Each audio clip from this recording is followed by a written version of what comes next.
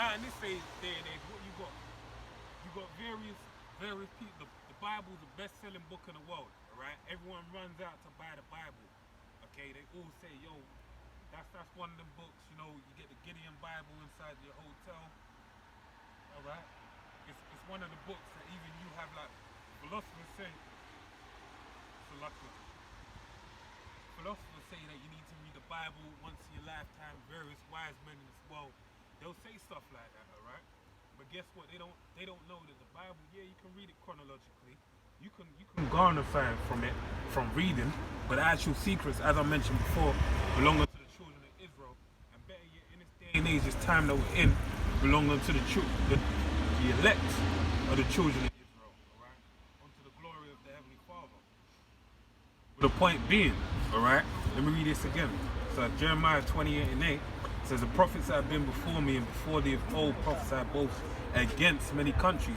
So if those prophets, those people that are being spoke of in the book, if they came again in this generation, as they have, they'd basically be against this kingdom in the most greatest manner. They would not have nothing good to say about this place, alright? And guess what? We're here, man. We're here and we ain't got nothing good to say about it, alright? We're here to curse out this kingdom and show you this man that's ruling over this world is a heathen, alright? And the Bible describes him as a heathen, describes him as a wicked, alright? The basis of all men, okay? And it's saying that we're set up against this kingdom, alright? Because this ain't the kingdom of our Heavenly Father's rulership. So it says both against many countries and against great kingdoms, right, as they were in the past, of war, alright? And what's his kingdom known for? What's his renowned for? War, alright? This establishment started the UK, America, alright? The way they forge their power is through warfare, through the guise of what is today known as democracy. A few hundred years ago, they did it by the means of Christianity, alright? They changed up the doctrine to basically push forward their agenda of the sword, alright, and rulership over the people. Okay, that's really what at the crux of their rulership is evil, alright? War. Okay?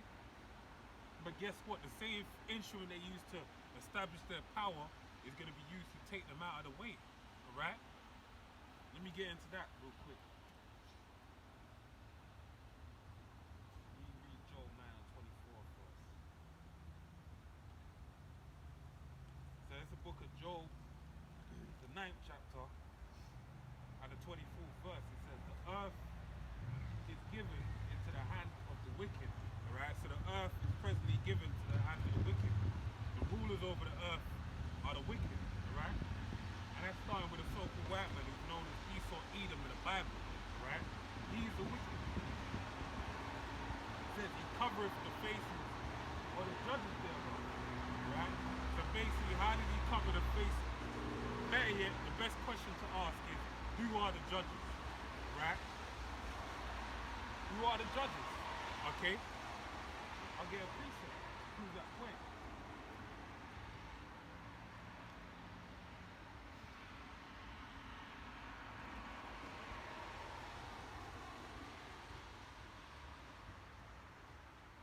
Should have took my book.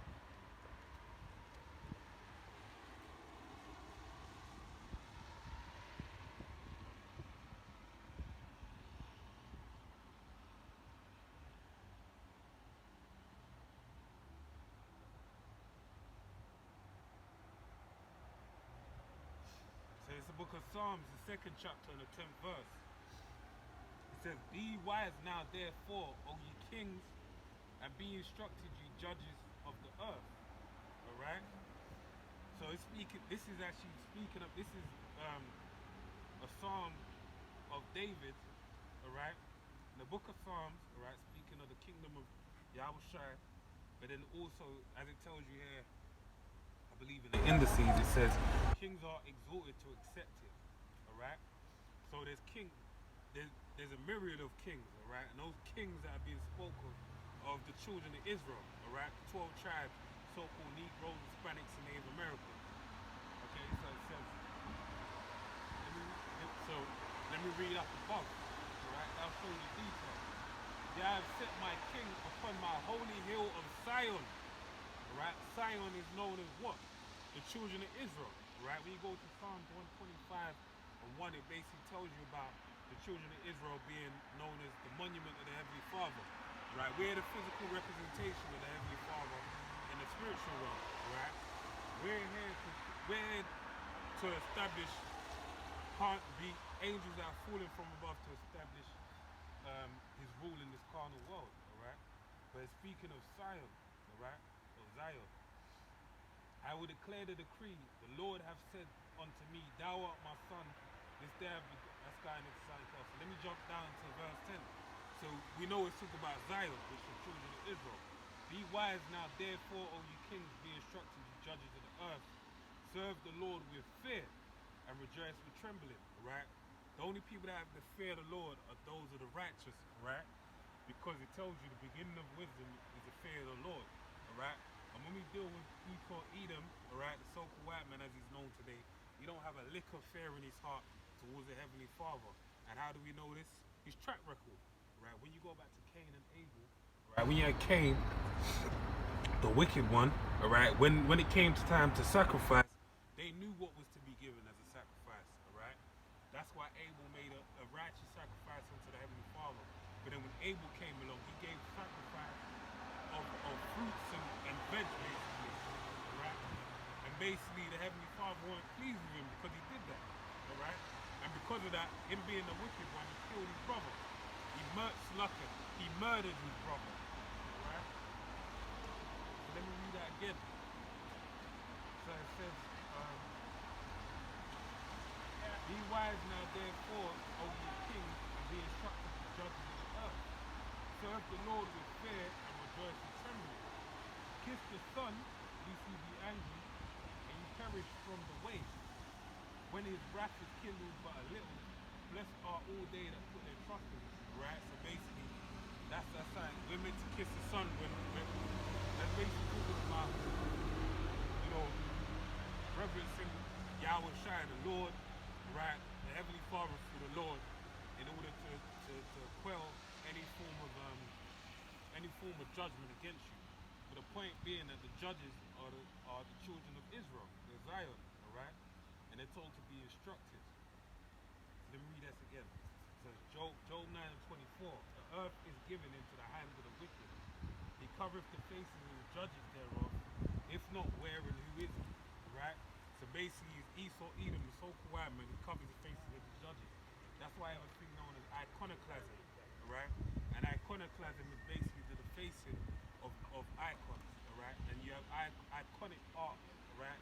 So you'd have like iconic icon art of like the various kings of Israel, prophets of Israel, and they basically deface them by stripping them of their color to make them look like the so-called white man, right? And that's basically what Job 9 and 24 is talking about. Okay? So let me go back to Jeremiah. Slot. I want this guy to the sword. So he basically has rulership over the earth right now.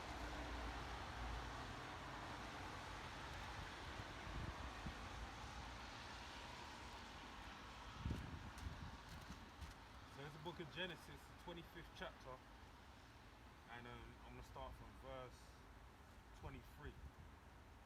So it says, and the Lord said unto two nations, actually let me start from verse 21. So it says, and Isaac entreated the Lord for his wife because she was barren. Alright, so he basically went before the Heavenly Father Yahweh to basically make an inquisition as to why his wife, well, let me read it. It says it. And Isaac entreated the Lord Yahweh for his wife because she was barren, and the Lord was entreated of him. And Rebekah, his wife, conceived. Alright? So he basically gave a prayer to the Heavenly Father. You know, he entreated the Lord, and the Lord, you know, received was entreated of him, and basically his wife was able to have a baby, well, in this case, babies. Verse 22. And the children struggled together within her, And she said, If it be so, why am I thus? And she went to inquire of the Lord, right? When she went to inquire of the Lord, was asked, Why am I feeling like this? Right? And the Lord said unto her, Two nations are in thy womb, and two manner of people.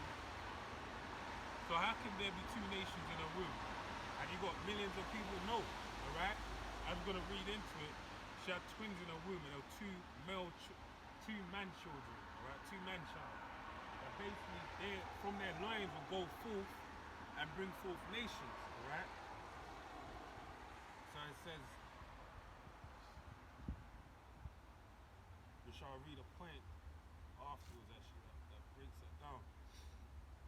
And it says, And the Lord said unto her, Two nations are in thy womb, and two manner of people shall be separated from thy bowels.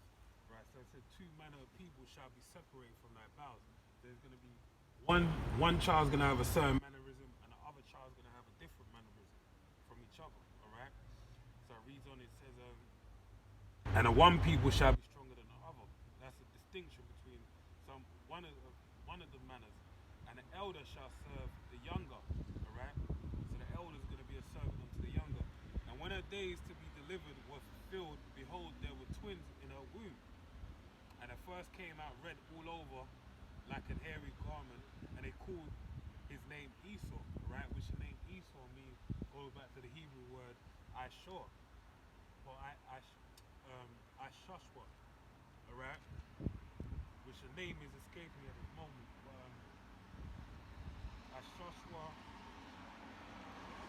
which basically means wasted away his heat, alright? Because of due to the lack of pigmentation that he had. Right, and in saying that, it says, and after came his brother out, and his hand took the hand of Esau's heel, and his name was called Jacob. And Isaac was 80 years old when she bare them. Alright? So basically you had Jacob come out either, and there was no mention of pigmentation. Alright? But it said two manner of people, two nations will come from their womb. And that's why it tells you in the book of Exodus as well, that basically it tells you about in the book of Exodus